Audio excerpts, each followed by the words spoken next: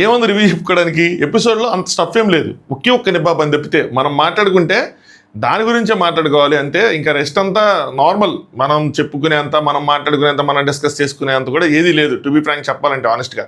అయితే ఇప్పుడు ఒకటి రెండు కామెంట్లు రావచ్చు. ఏంటి అంటే, హరీష్ గారి లోటు ఇప్పుడు తెలిసిద్ది అది ఇది అని చెప్పి. నేనేమంటానంటే అది అలా జరగడమే కరెక్ట్.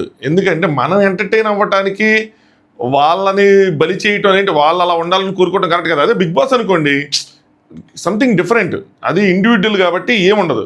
కానీ ఇక్కడ వీళ్ళు కపుల్ షో, యాజ్ అ కపుల్గా వచ్చారు కాబట్టి సో నేను అలా కోరుకోవట్లే. వాళ్ళు ఉంటే ఇంక మనకి స్టఫ్ ఉండేది, మనం మాట్లాడుకునే వాళ్ళం. అది రైట్ అప్రోచ్ కాదన్నది నా పాయింట్ ఆఫ్ వ్యూ. సో అది మాట్లాడుకుందాం. నిన్న జరిగిన అంటే మొన్న ఏదైతే లెంతీ రివ్యూ పెట్టానో దానికి ఈ రివ్యూ కాంపెన్సేట్ చేస్తా తక్కువ టైంలో పెట్టి. So let's start. Hi friends, నా పేరు Anand, welcome to top news. So ఒకే ఒక్క నిబ్బాబన్ ఉంది, ఆ రక్తంతో ప్రేమలేఖ రాయటం అనే కాన్సెప్ట్ ఏదైతే ఉందో, వీడియోని లైక్ చేసి మీ ఒపీనియన్ కామెంట్ చేయండి. నా ఒపీనియన్ కూడా చెప్తా.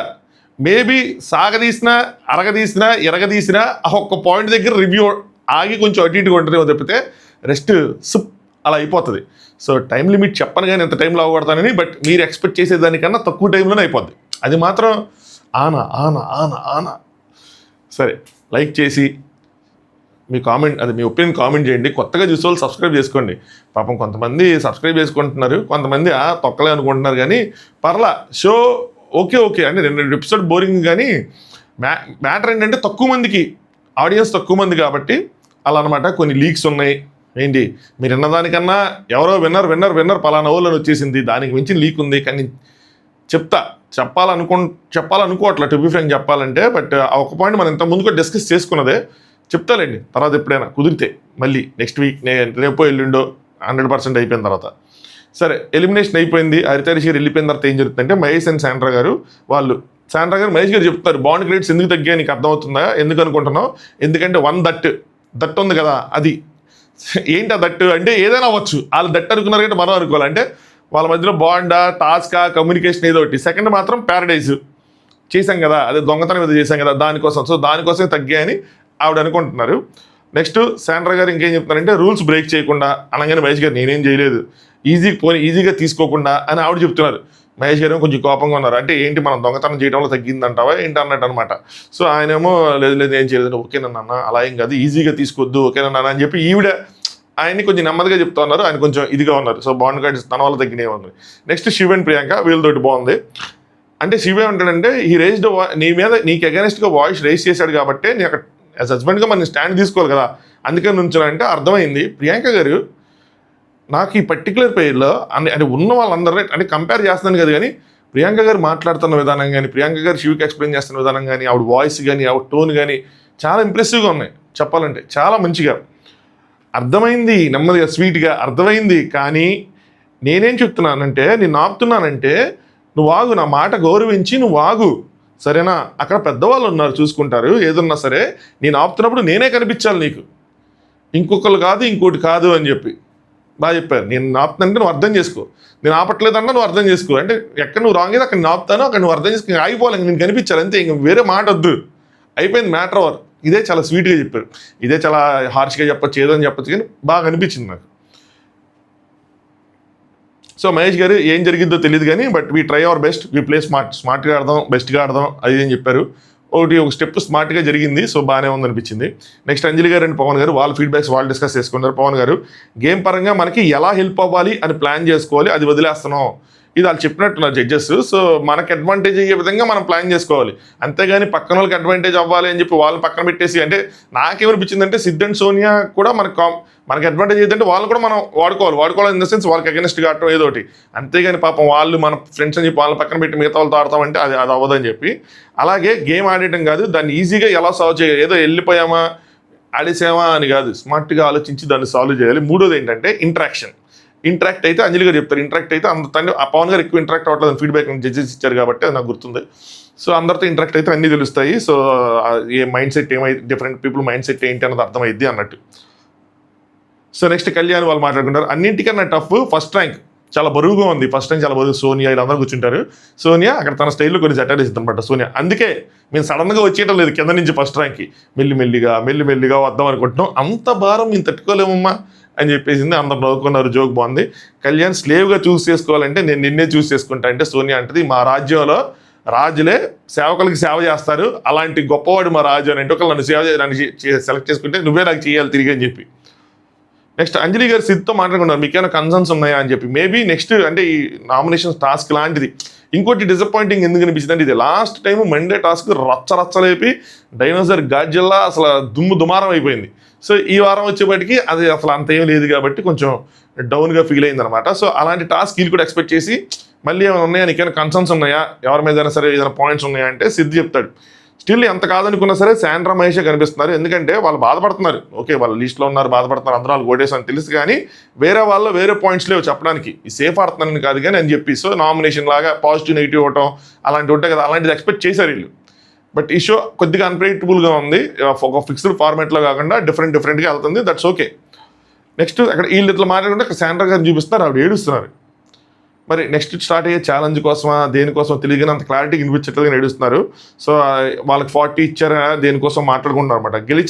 గెలిచిన వారు ఆడారు అంటారు కానీ, అంటే మహేష్ గారు ఏం చెప్తున్నారంటే గెలిచిన వాళ్ళు ఆడారు అంటారు కానీ ఓడిపోయిన వాళ్ళు ఎఫర్ట్స్ పెట్టారంటారు కానీ గెలవలేదు కదా end of the day. So efforts పెట్టినందుకు 40 పాయింట్లు ఇచ్చి, గెలిచినోడికి 40 పాయింట్లు ఇచ్చి, ఎఫర్ట్స్ పెట్టినోడికి 40 పాయింట్లు ఇస్తే మిగతా వాళ్ళు ఎవరు ఎఫర్ట్స్ పెట్టినట్టు అందరికీ 40 ఇచ్చేటప్పుడు. సో గెలిచిన వాళ్ళకి ఆడారు అని అంటారు, మనకి అప్రిషియేట్ చేయడానికి ఎఫర్ట్స్ పెట్టావు, బట్ ఓడిపోయాను కానీ, బట్ గెలిచిన వాళ్ళకి గెలిపే కదా అది ఆయన చెప్తారు. సో నేను ఉన్నాను కదా, నువ్వు ఆడకు, నేను చూసుకుంటాను అదే అని చెప్పి రాత్రి ఆవిడ చెప్తే ఇప్పుడు ఈయన ధైర్యం ఇస్తారు అనమాట శాండ్రా గారు. తొందరగా చేసేయాలని చెప్పి ఐఎమ్ ఫీలింగ్ బ్రెత్లెస్, నాకు హడావుడి అయిపోతుంది, టెన్షన్ అయిపోతుందని. స్ట్రాటజీ వెయిట్ రావడం లేదేమో కానీ నేను మాత్రం రిలాక్స్ అవ్వడం లేదు, నేను ఎఫర్ట్స్ పెడతాను అని చెప్పి ఎఫర్ట్స్ పెడతానని ప్రెషర్లోకి వెళ్ళిపోతున్నారు. ఈ పేరు దెబ్బ మీద దెబ్బ తగులుతున్నప్పుడు ఏంటంటే ప్రెషర్లోకి వెళ్ళిపోయి సరిగ్గా ఇదే పోతున్నారు. అక్కడ వాళ్ళ ఫోకస్ మొత్తం లూజ్ అయిపోతున్నారు అనిపించింది. నెక్స్ట్ మహేష్ గారు, ఒకవేళ వద్దన్నా ఎవరైనా వద్దన్నా నేను ఫైట్ చేస్తా, ఏం తెలుసు మీకు ఎందుకు వద్దని చెప్పి. మేబీ టీమ్స్లోకి మనల్ని తీసుకోరేమో దాని గురించి ఏమైనా బాధపడుతున్నారు అనుకుంటా, నేనేం ఫైట్ చేస్తాను నా గురించి తెలియదు అని చెప్పి తీసుకోకుండా ఉండరు. నెక్స్ట్ గురు వచ్చాడు, హలో లవ్లీ కపుల్స్ ఏదో ఉందబ్బా ఒక YouTube channel voice of something ఏదో ఉంటుంది ఆయనది అనుకుంటే. ఈ వాయిస్ ఒకప్పుడు ఎప్పుడో విన్నట్టు ఏదో, లేదంటే ఎవరో కామెంట్ చేశారు, ఏదో సంథింగ్ ఏదో మ్యాచ్ అయింది. ఇక్కడ గడిపే ప్రతిరోజు ఒక అద్దం లాంటిది, అది మిమ్మల్ని మీకే చూపిస్తుంది అది అని చెప్పి. అంటే ఈ షోలో మీరు ఎలా ఉన్నారు అన్నది మీకు తెలుస్తూ ఉంటుంది. సో అది మీకు మంచిది అవుతుంది, మీకు యూజ్ అవుతుంది అని. ఎస్, ఇది రైటే. ఇది cringe show not in other way. అంటే ఒక విధంగా క్రింజ్ అవ్వచ్చు, కానీ ఇంకో విధంగా ఇది కపుల్స్ ఎవరైతే ఉన్నారో లోపల ఆడే వాళ్ళకి బయట చూసే వాళ్ళకి కొద్దిగా హెల్ప్ఫుల్ అవుతుంది. అంటే సీరియస్గా చూస్తే కనుక హెల్ప్ఫుల్ అవుతుంది. ఇంకా ఫర్దర్గా మనకు తెలుస్తుంది ఏం జరుగుతుంది ఏంటి అని చెప్పి.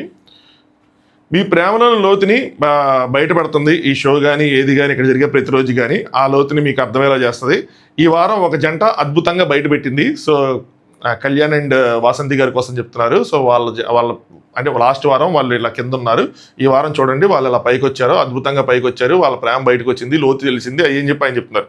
సో కళ్యాణ్ మీరు ఏమైనా మాట్లాడాలనుకుంటున్నారా అంటే, ఆ పేరుని మాట్లాడుకుంటున్నారంటే కళ్యాణ్ ఫస్ట్ వీక్ నుంచి అంటే అంటే చాలా బాగుంది, ఇక్కడ అందరూ బాగున్నారు, 1-2 డేస్లోనే అందరూ పరిచయం అయిపోయారు. సో ఎప్పటి నుంచో తెలిసిన వాళ్ళ ఫీలింగ్ వస్తుంది. మహేష్ గారు అని చెప్పి మీరు నాకు ఎప్పటికీ బ్రదరే. ఆ రోజు స్టేజ్ మీద నేను మిమ్మల్ని అట్లాగా పుష్ చేయటం అదంతా నాకు రాంగ్, అది అంతా అలా చేసిన తప్పు అయింది. సో దానికి సారీ అని చెప్పి దానికి రూడ్ బిహేవియర్కి సారీ చెప్పారు. అలాగే నేను ఒక సర్కిల్ గీసుకొని ఉండిపోతే నేను కరెక్ట్గానే ఉన్నానేమో, నేను హ్యాపీగా ఉన్నాను అనుకున్నాను, కానీ ఆ సర్కిల్ని బ్రేక్ చేసి నన్ను అందులోంచి బయటికి లాగి మళ్ళీ వాసంతికి దగ్గర చేశారు. నేను కోరుకున్నది అదే, తను కోరుకున్నది అదే, థ్యాంక్ యూ సో మచ్ అని చెప్పి. సో ఇది వీళ్ళకి ప్లస్ అయినట్టే కదా. బయటికి వెళ్ళాక కూడా ఇంతకుముందు కూడా చెప్పాను, హస్బెండ్స్ వాళ్ళ పని ముందు వెళ్ళిపోతూ ఉంటారు, వైఫ్స్ వదిలేసి అట్లా అని చెప్పి. సో ఇదేంటంటే అందరికీ ఒక అలాంటిది థాట్ ఉంటే చేంజ్ చేస్తుంది. ఓకే మనం హ్యాపీగా ఉన్నాం, మా వైఫ్ హ్యాపీగా ఉంది, నేను ఇంతే, మా వైఫ్ ఇంతని కాకుండా తను స్పెండ్ చేయాలని కోరుకుంటుంది, ఇలాంటివన్నీ తెలుస్తూ ఉంటాయి జనరల్గా. సో అది చెప్పారు. ఇక్కడ నటరాజ్ మాస్టర్ గారు సూపర్ అనిపించారు, వచ్చారు. నిన్న 10 జంటల్లో 3 జంటలు అక్కడ బాటంలో ఉంటే 7 జంటలు బయట ఉంటే అందులో 6 ఓట్లు మహేష్ అండ్ సెంటర్కి పడ్డాయి. సో వాళ్ళు ఎలా ఫీల్ అవుతారు? ఆబ్వియస్గా అంత కంఫర్టబుల్గా ఉండదు. అందరూ ఓటేసిన వాళ్ళు కంఫర్టబుల్గా ఫీల్ అవ్వలేరు, ఓటు వేయించుకున్న వాళ్ళు కంఫర్టబుల్గా ఫీల్ అవ్వలేరు, అందరూ ఒక గుడి కింద ఉన్నారు. నటరాజ్ మాస్టర్ గారు గెలవాలని అనుకున్న వాళ్ళని మోటివేట్ చేసి ముందుకు, లవ్ గురూజీ ఎవరైతే ఉన్నారో గెలవాలనుకున్న వాళ్ళని మోటివేట్ చేసి ముందుకు తీసుకెళ్తూ ఉంటాడు. అలా చెయ్యాలి, అలా చేస్తేనే మనందరిలో కూడా కసి పెరిగిద్ది. బట్ నిన్న జరిగిన ఇష్యూలో నాన్ డిజర్వింగ్ వాళ్ళిద్దరికి పెట్టారు అందరూ. ఒక్క నటరాజ్ మాస్టర్ గారు పెట్టాల, శాండ్రా గారు అండ్ మహేష్ గారికి నటరాజ్ మాస్టర్ గారు తప్పితే మిగతా అందరూ పెట్టేశారు. ఇంతమంది అలా పెట్టడం వల్ల చిన్న ఫీలింగ్ ఉంటుంది వాళ్ళకి ఆబ్వియస్లీ కదా. సో గేమ్ ఎన్ని చేసుకోవాలి, నామినేషన్ చేయాలి, ఇచ్చేయాలి అవన్నీ పక్కన పెడితే కలిసి ఉండాలి, హ్యాపీగా ఉండాలి, ఎదురుపడితే మాట్లాడేటట్టు ఉండాలి, అంతేగాని అలా మొహాలు తిప్పుకునేట్టు కాదండి. మహేష్ అక్కడి నుంచి మహేష్ గారు థ్యాంక్ యూ అని చెప్తారు. సో అందరూ క్లాస్ కొడతారు, మంచిగా చెప్పారు, బాగుంది ఆ పాయింట్ ఆయన రైజ్ చేసుకోవడం అన్నది.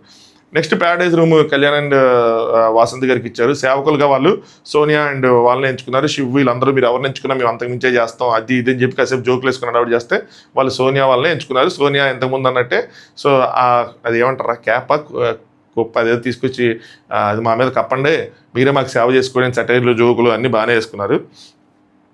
నెక్స్ట్ లీడర్ బోర్డులో ఉన్న ఆర్డర్ ప్రకారం రూమ్ షిఫ్ట్ అవ్వాలని చెప్పారు. So Paradise room Kalyan and Vasanthi గారికి వెళ్ళి బాటమ్ 3 వచ్చేపాటికి భానుజాను, మహేష్ శాండ్రా, నెక్స్ట్ ఇంకొక పొజిషన్ టై అయింది. 7th ప్లేస్ ఏదైతే 8th ప్లేస్ ఏదైతే ఉందో అది ఇప్పుడు 7th ప్లేస్ ఏదైతే ఉందో టై అయింది.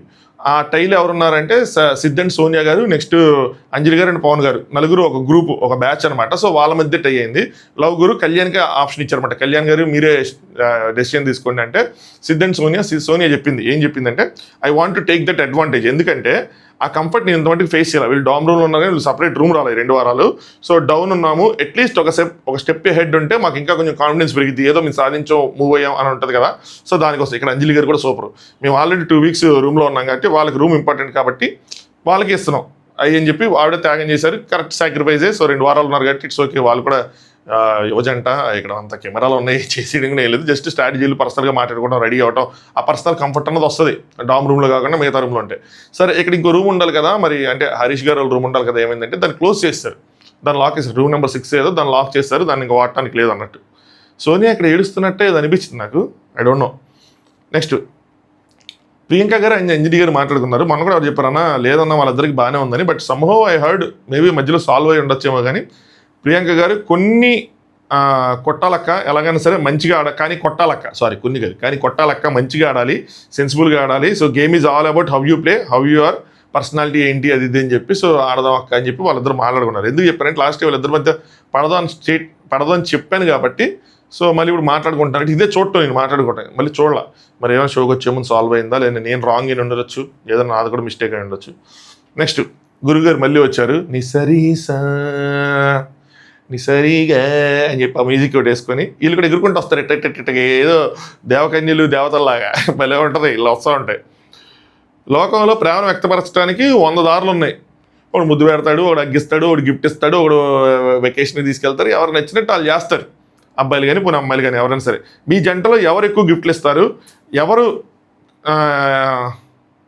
ఎవరు కానుకలు అంత అందంగా అందుకుంటారు? అమ్మని అమ్మ తెలుగు ఎవరు రాశారేంటి నాకే భయం. ఎవరు గిఫ్ట్లు ఇస్తారు, ఎవరు ఆ గిఫ్ట్ని అందంగా అందుకుంటారు అని చెప్తే ఒక్కొక్కరు వచ్చి నేనే ఇస్తా, నాకివ్వటం వచ్చు, లేదంటే ఇలాగా కొంతమందికి ఏమో మెటీరియలిస్టిక్ గిఫ్ట్లు ఇష్టం, కొంతమందికి మాకు అలా ఏం లేదు పువ్వులు ఇచ్చినా చాలు. సో అలా ఎవరి దాళ్ళు ఇదంతా నేను రాసుకున్నాను కానీ చాలా రాసా కానీ అంతా యూజ్లెస్, మనం రివ్యూలో డిస్కస్ చేసుకునే పాయింట్లు కాదు. ఒక్కొక్కరు గిఫ్ట్లు ఇచ్చుకున్నారు అంతే. సో దాన్ని మనం చెప్పుకొని ఇచ్చేసుకోవాల్సిన విషయం కూడా కాదు, పెద్ద విషయాలు కూడా ఇక్కడ లేవు. నెక్స్ట్ దీని తర్వాత ఈయన ఏం చేశారంటే ఎవరైతే గిఫ్ట్లు అందుకుంటున్నారో వాళ్ళందరినీ బయటికి పిలిచి ఇప్పుడు టాస్క్ పెట్టాడు. యాక్టివిటీ ఏంటి అంటే ఇప్పటివరకు మీరు గిఫ్ట్లు తీసుకున్నారు కదా, గిఫ్ట్లు ఇవ్వండి, అర్థమైద్ది. ఎప్పుడు గిఫ్ట్స్ తీసుకునే వాళ్ళు ఈరోజు ప్రేమ మాటల్లో గిఫ్ట్లు ఇవ్వాలి, మాటల్లో ఉండకూడదు, దానికి ఒక అందమైన రూపం దాల్చుకోవాలి అది ఇది అని చెప్పి బయట గిఫ్ట్ షాప్ అని చెప్పి ఒకటి ప్రిపేర్ చేసి అక్కడ పూలు, టీషర్ట్లు, నెక్స్ట్ వీలు ఒకటి ఉంటుంది చూసారా, కుండలు తయారు చేసే వీలు, కలర్ పెన్సిల్స్, పెయింటింగ్స్ మొత్తం అన్నీ పెట్టారన్నమాట. అంటే మీరు బొకే తయారు చేసుకోండి, టీషర్ట్ మీద మంచి పెయింటింగ్ వేయండి, లేదంటే ఆ మట్టితో ఏదైనా మంచి ప్రమిదలో కొండో ఏదో ఒకటి చేసి మంచి గిఫ్ట్ చేసి ఇవ్వండి, ఏదైనా ఇవ్వండి. కానీ మీ ప్రేమ వాళ్ళకి తెలియాలి అన్న విధంగా మీ గిఫ్ట్ ఉండాలి అన్నది ఒక టాస్క్, సరేనా? దీనికి ఏం చేశారంటే ఒక 30 minutes టైం పెట్టాడు. 30 minutes 1 hour అన్న పెడితే 1 hour కూడా ఇచ్చి ఉండొచ్చు, ఎక్స్టెండ్ చేసి ఇచ్చి ఉండొచ్చు, కానీ పెట్టారు. ఇక్కడ ఒక మిస్టేక్ చేశారు, చెప్తాను చూడండి. సో జంటల్లో 10 మందిని పిలిచారు కదా, వాళ్ళు గిఫ్ట్లు చేస్తూ ఉన్నారు. వాళ్ళు గిఫ్ట్లు చేయడం స్టార్ట్ చేసిన తర్వాత 15 నిమిషాల తర్వాత అనౌన్స్ చేశారు ఇంకా 15 నిమిషాలే ఉంది, కానీ మీరు తయారు చేసే గిఫ్ట్ల మీద హింట్స్ ఉండకూడదు అని చెప్పారు. అప్పటికి వీళ్ళు రాశారు, బుజ్జి కన్నా, బంగారు కొండ, నా ముద్దు పెట్ట ఏం చెప్పి మొత్తం రాసుకున్నారు ఇష్టం పేర్లన్నీ. ఇప్పుడు ఉన్నవి 6-7 టీషర్ట్లు అవి తీసుకుని వీళ్ళు రాసుకుంటున్నారు. ఇప్పుడు వచ్చి చెప్తే ఎట్టాగా, రేపు చెప్పబోయా అని అనిపిస్తుంది కదా. ఎందుకంటే నీతు గారు ఇక్కడ ఆల్రెడీ చేశారు, నటరాజు గారు బొమ్మ వేస్తారు, ఏదేదో చేస్తారు, ఇంకా టీషర్ట్లు లేవు, అక్కడ టీషర్ట్లు లేవు, అక్కడికి ఏం చేయాలో అర్థం కాల. ఏం చేయాలి అనుకున్న ఆ టీషర్ట్ని ఇప్పుడు పక్కన పెట్టి ఇప్పుడు మిగతా టీషర్ట్లు లేవు, కొండలు నేను చేయలేను, ఏం చేయాలని చెప్పి ఇక్కడ ఒక పని చేశారు. ఆ పని చేయకుండా ఉండుంటే చాలా బాగుండేదేమో. అట్లీస్ట్ 4 ఫ్లవర్స్ని చుట్టేసి కట్టేసి ఏదో చేసి అదే వదిలేయాల్సింది. అక్కడ పని చేశారు, చెప్తానండి. సో ఎవరికి నచ్చినట్టు వాళ్ళు చేసుకున్నారు, అయిపోయిన తర్వాత వాళ్ళని పిలిచి గెస్ట్ చేయమన్నారు. సో మొత్తం వీళ్ళందరినేమో అటు తిరిగి ఉండమని చెప్పారు. క్లోజ్ ఇవ్వకుండా ఎవరైతే గిఫ్ట్లు తయారు చేస్తారో కొంతమందిని అటు తిరిగి ఉండమన్నారు. ఎవరైతే గిఫ్ట్లు తీసుకొని మిగతా పార్ట్నర్లు 2 వాళ్ళు కదా వాళ్ళని వచ్చి గిఫ్ట్లు గెస్ట్ చేయమన్నారు. బాగుంది ప్రాసెస్. వాళ్ళు వచ్చి అక్కడ ఉన్న 10 గిఫ్ట్స్లో వాళ్ళకి ఎగ్జైటింగ్ ఉంటుంది, మనకి ఎగ్జైటింగ్ ఉండకపోయినా మనకి ఇక్కడ సెలక్షన్ వరకు ఎగ్జైటింగ్ ఉంటుంది. తీసుకొని గిఫ్ట్ ఇదేనా అని అంటే వాళ్ళు వెనక్కి తిరిగి అవునా కాదా అని చెప్పాలి. బాగుంది. ఎవరికి ఎంత అండర్స్టాండింగ్ ఉంటుంది, ఏంటి ఎలాంటి గిఫ్ట్స్ ఇస్తారు వాళ్ళకు కూడా అర్థమవుతుంది అదేంటి అన్నది. సో స్టార్ట్ అయింది. ప్రియాంక గారు ఫస్ట్ వచ్చారు, ఆవిడకి చాలా ఆప్షన్స్ ఉన్నాయి, రాంగ్గా గెస్ చేశారు. సో శివ తిరిగి రాంగ్ అన్నాడు. సోనియా గారు రైట్గా పిక్ చేశారు. ఫ్లవర్ బుక్ అనేది నాకు గుర్తులేదు కానీ రైట్గా పిక్ చేశారు. సో బ్రో వాళ్ళలో కాన్ఫిడెన్స్ పెరగాలి, ఇలా డౌన్ కొన్న వాళ్ళకి కాన్ఫిడెన్స్ పెరగాలి. నెక్స్ట్ జాను గారు రాంగ్ పిక్ చేశారు. నటరాజ్ మాస్టర్ గారు నీతి గారు ఒకటి పెట్టారు, అది రాంగ్గా పిక్ చేశారు. అంజలి గారు రాంగ్గా గెస్ చేశారు, పవన్ గారు వేసింది. అంటే పవన్ గారు ఒకటే టీషర్టు ముగ్గురు ఎత్తారు, 3వ వాళ్ళు ఎత్తింది కరెక్ట్గా ఎత్తారు అనమాట. సో పవన్ గారికి అంత టాలెంట్ లేకపోయినా ఎందుకో అనుకున్నాను ఈ ఆర్ట్ థాట్ వేసాడని చెప్పి అనుకున్నాను, అది అనుకున్నారు. అంత ఆర్ట్ అలాగే రాంగ్గా గెస్ చేశారు అనమాట. ఎనీవే శాండ్రా గారు కరెక్ట్గా గెస్ చేశారు, పిచ్చికిచ్చారు. సో అదే ఇంతకుముందు ఇద్దరు కూడా ఎత్తింది. వీళ్ళ మధ్యలో ఇంకా కాన్ఫిడెన్స్ పెరగాలి. ఓకే మన మధ్యలో ర్యాపో ఉంది, మనం చేయగలము అన్న కాన్ఫిడెన్స్ రావాలి. అదొకటే ప్లస్ అయ్యేది ఈ ఎంటైర్ టాస్క్లో. నెక్స్ట్ ఆశయ గారు కూడా రైట్ పిక్ చేశారు. అమ్మో వీళ్ళు చెలరైపోతున్నారు బాబోయ్, వీళ్ళు ఏంది ఇలా ఇచ్చినా పెట్టేస్తున్నారు, మామూలు టాస్క్ ఇచ్చినా కొట్టేస్తున్నారు, ఏం చేసినా సరే అద్భుతంగా దూసుకెళ్ళిపోతున్నారు, మామూలుగా లేదు. నెక్స్ట్ కళ్యాణ్ కూడా రైట్ పిక్ చేశాడు, వాసంతి గారు పెట్టింది. సో బట్ ఇక్కడ నాకు చిన్నది అనిపించింది, మై లవ్ అని పెట్టారు. మేట్ ఫర్ ఈచ్ అదరో మై లవ్ అని పెట్టారు. జనరల్గా ఇంట్లో కొంతమంది ఇలా పిలుచుకుంటే వాళ్ళకి అర్థమవుతుంది మై లవ్ అనగానే, అది ఒక హింట్ లాగా అనిపించింది నాకు. అది ఇంకా ఖండియటానికి ఇంకేం లేదులేండి. సో ఇప్పుడు అర్థమైంది కదా, ఇటు జరగండి అన్నారు. ఎవరెవరైతే ఏమేమి గిఫ్ట్లు చేశారో ఆ గిఫ్ట్లు మీరు ఇవ్వండి. ఇక్కడ మీకు అర్థమై ఉంటుంది కదా గిఫ్ట్లు సెలెక్ట్ చేసుకోకపోతే ఆ బాధ ఏంటన్నది అది అని చెప్పి. సో ఒక్కొక్కరు ఇచ్చుకుంటూ ఉన్నారు. ఇక్కడ నీతి గారు ఒకటి చెప్పారు, ఏముంది ఇవ్వటానికి అని చెప్పి. అంటే ఆవిడ డిసప్పాయింట్మెంట్ ఫీల్ అయ్యారు అనమాట. ఆవిడ ఒక టీషర్ట్ ఉంది, బట్ దాని మీద నటరాజ్ మాస్టర్కి సరిపోయేలా రాశారు, ఇంట్స్ అన్నీ ఉన్నాయి కాబట్టి దాన్ని పక్కన పెట్టేశారు. సో ఏం చేయలేదు పెద్దగా నీ గిఫ్ట్ ఇవ్వడానికి అన్న విధంగా బాధపడుతున్నారు. దాని తర్వాత అక్కడ ఒక లెటర్ ఇచ్చారు. ఆ లెటర్ ఏం చేశారంటే బ్లడ్తో రాశారంట. అంటే ఆవిడ ఏం చేయాలో తెలియక చేసినా సారీ టు సే ఒక నిబ్బాబ్ అనేది చెప్తాను. ఎందుకు చెప్తాను, దీని గురించి మనం మాట్లాడుకోవాలి. ఒక లెటర్ మీద ఏదో రాశారు సంథింగ్, బట్ బ్లడ్తో రాశారు. మీరు అనొచ్చు ఎవరైనా ఇది నిబ్బాబ్ అని ఎందుకు అంటున్నా బ్రో, ఎవరి స్టైల్ అంటే ఎవరి ప్రేమను వ్యక్తపరిచే విధానం వాళ్ళకు ఉంటుంది. ఎందుకు లేదంటే ఏం లేదు మీరు మీ ఇంట్లో, నేను నా ఇంట్లో నా రక్తంతోనూ కోటి రక్తంతోనూ మేక రక్తంతోనూ ఏది రాసుకుని ఏది పూసుకున్నా ఏం చేసినా సరే ఇట్ డజంట్ బాదర్ ఎనీబడి. ఎవరికి సంబంధం లేదు, ఎవరితోనూ పని లేదు, ఎవరికి అవసరం లేదు, మనం ఏదైనా చేసుకోవచ్చు. సరేనా, నథింగ్ రాంగ్.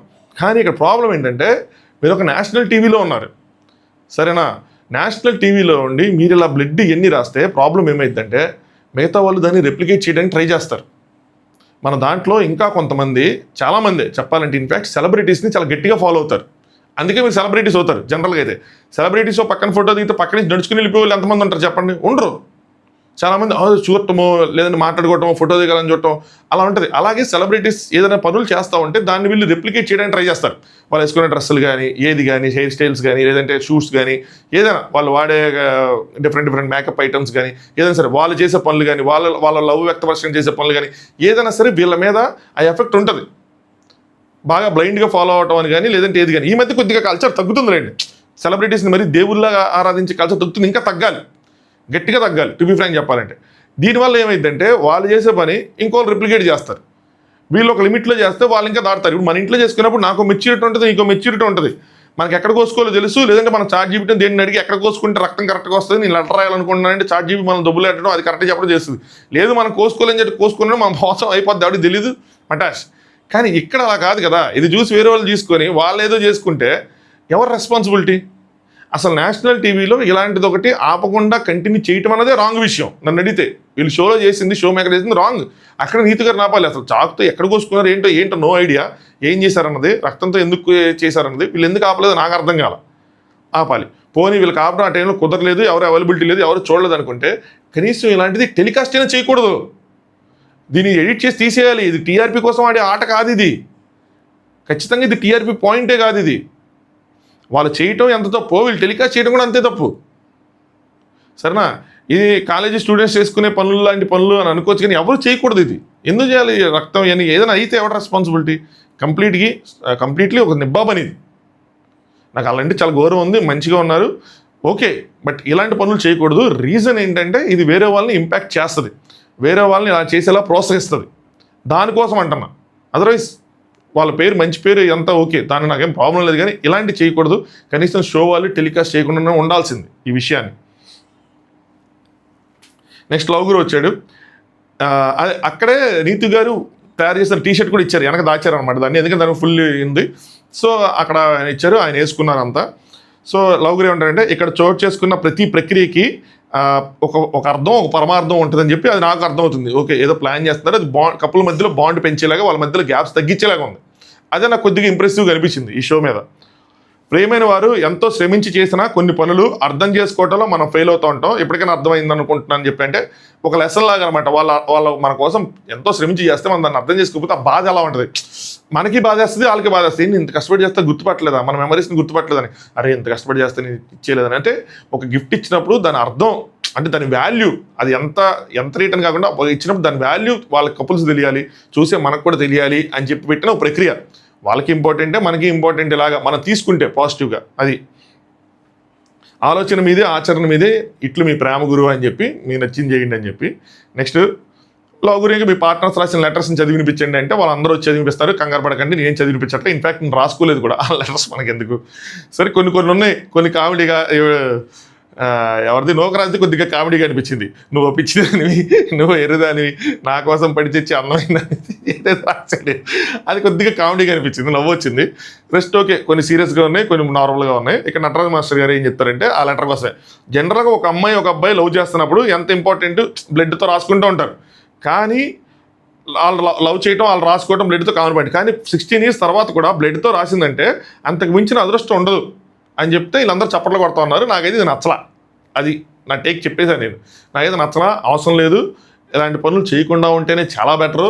ఒకవేళ లేదన్నా ఆ ఊపుగా అంటే ఫోకస్ లేకుండా మన ఇప్పుడు తర్వాత మర్చిపోతాం, మనం షోలో ఉన్న ఇష్యూ మర్చిపోతాం. కాబట్టి ఏదో ఊపుగా చేస్తే వీళ్ళు దాన్ని ఆపటమో, అట్లీస్ట్ దాన్ని టెలికాస్ట్ చేయకుండా ఉండటమో ఉంటే బాగుంటుంది. అర్థమైతే జనాలకి, ఓకే అట్లీస్ట్ ఆ బీప్ చేయటమో ఏదో ఒకటి చేయాలి, బ్లర్ చేయటమో, తెలియకుండా ఉండాలి.